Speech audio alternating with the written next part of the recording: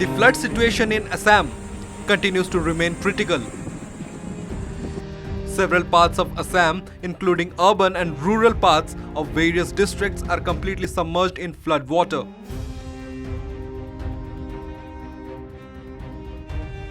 The Indian Army, Central Reserve Police Force, Border Security Force, National Disaster Response Force, State Disaster Response Fund are carrying out rescue operations in the flood-hit areas in the state.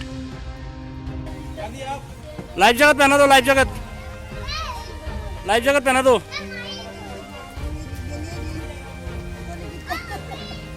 The state has reported 12 more deaths, while 55 lakh people have been affected across 32 districts, with the swelling Brahmaputra and Barak rivers inundating new areas.